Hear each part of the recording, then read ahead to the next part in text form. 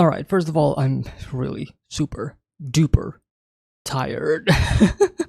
um, I haven't slept all day, and I was supposed to be sleeping right now, but a lot of things happened, and I couldn't sleep. And here we are. And in the midst of this, I decided, you know what?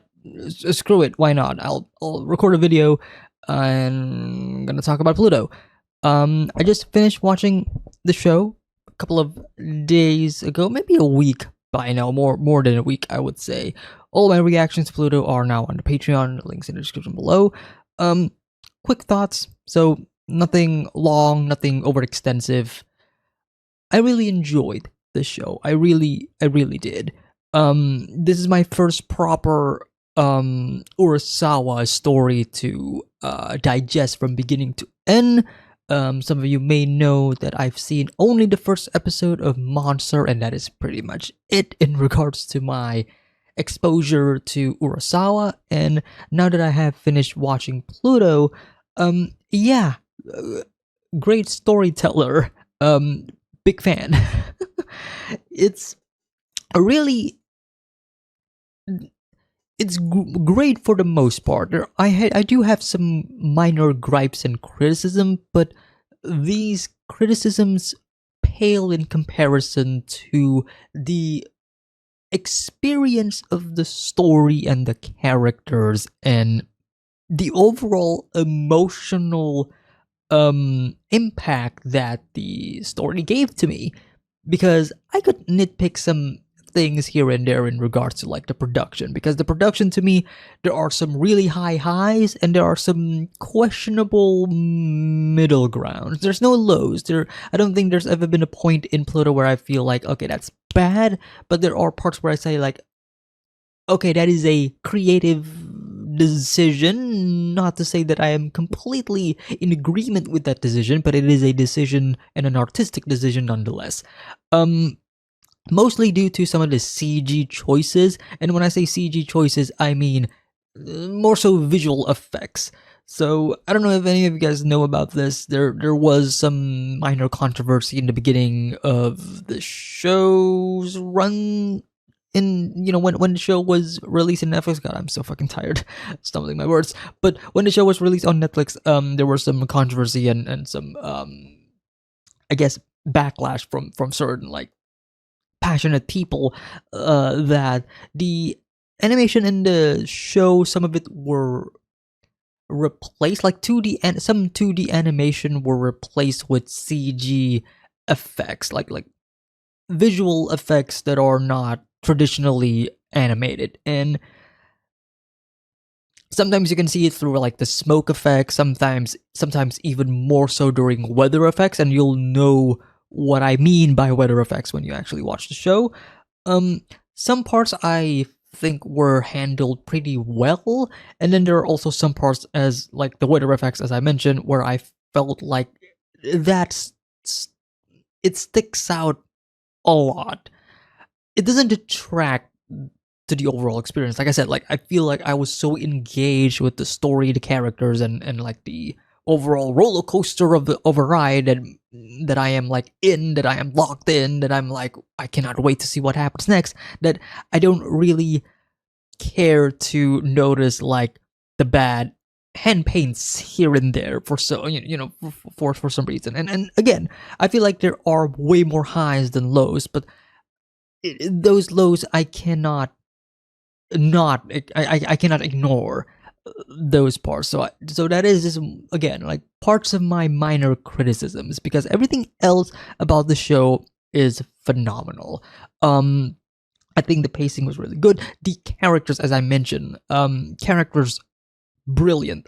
I love these characters a lot, like Siege, Pluto, Adam, Uran, Dr. Tenma, all of them, even some of the supporting cast.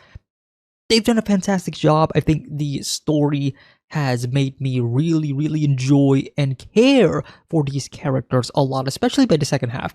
The first half of the show, a lot of world building, a lot of setup for the mystery, because the show is a mystery. We're trying to solve a murder case, right? So we're trying to figure things out and like what's going on. There is that which is on the macro scale of conflict, but then there is also the inner conflict, the micro scale. Stuff revolving around our main character Kasich and his past and his backstory. Like there are parts where you want to learn more about these characters the same time as you want to learn more about the murder mystery, because sometimes the character history and the actual plot may not necessarily relate to each other, but it's so gripping that you just want to learn more about them, especially for Gasich's character in my eyes. So they did a fantastic job on setting up the story in the first half, and then the second half happened, and I gotta tell you, uh, from episodes like I would say 5, 6, yeah, from episode 5 onwards, it was just a feel strip for me, because I watched episode 5 and I was like, god damn, tears in my eyes, feeling emotions, and I'm like, there's no way they can top this, emotionally speaking. And then the next episode happened and I'm like, okay, shit, they got to me again. And then the next episode happened and I'm like, okay, they're not gonna do it again for the final episode, right? And then sure enough, they got me. Like these 4 episodes in a row just hit me on all fronts, and I love it because it goes to show like how much I care for these characters and how much I have grown to love these characters, and just just great. Just great. On a character side of things, just great, fantastic. I love these characters and I will probably remember these characters for years to come. Story-wise, very not subtle in its allegory and its clear inspiration and reference to certain historical events in the real world. I think it's, from the first 2 episodes, it's pretty blunt in what it's trying to say, to the point where it's like, hey, yeah, in case you don't know about these, we're just gonna hammer it more down to you. For some people, I think that's gonna be like way too preachy, while for others like me, I'm like, oh, okay, we're going to this route, and the show is pretty much telling you exactly where we are going with this story and the message and the theme of the story. So, I was more so, okay, I want to see how they're gonna handle that historical setting and that historical event without actually telling us of the actual event. You know what I mean? Like sprinkle in a bit of fantasy and sprinkle in a bit of sci-fi, because the show is, of course, sci-fi fantasy. There's robots. It's very Blade Runner-esque in terms of technology and even the plot itself. I mean, murder mystery. You got basically a cop trying to solve these cases.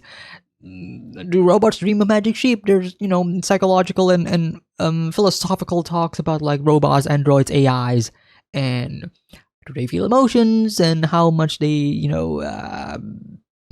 feel and act just like humans or not.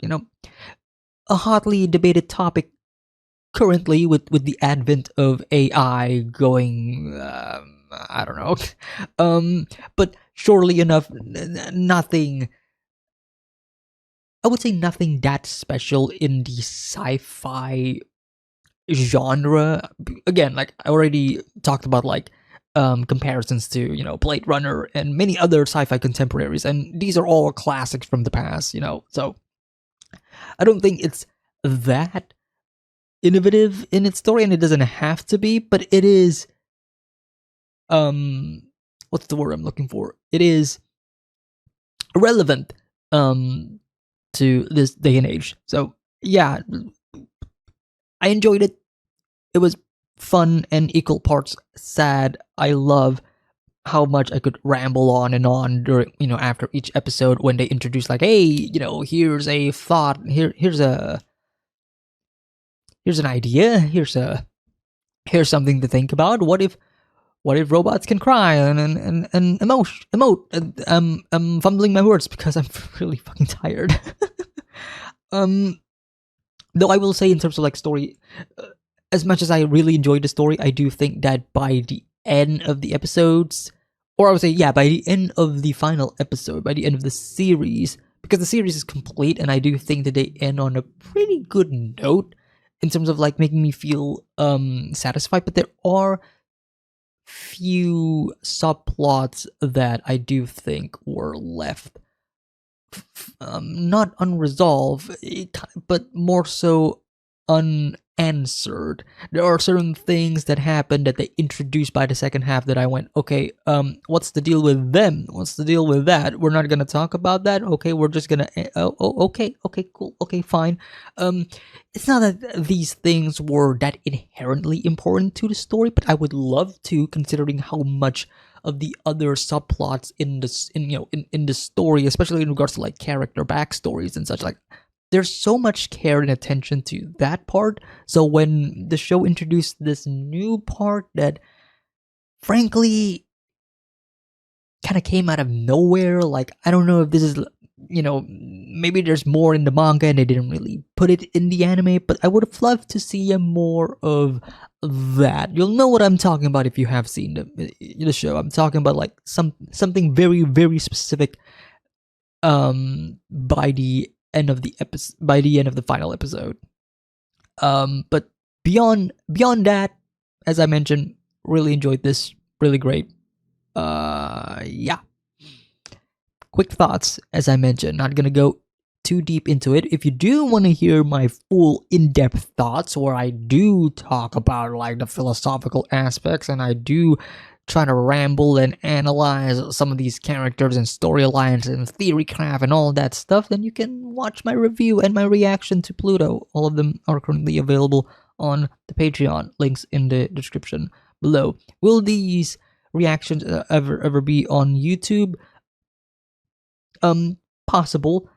Probably gonna put him on a future poll, and if people voted for Pluto and Pluto wins the poll, then I'll probably make the reactions public on YouTube. But for now, it is Patreon exclusive.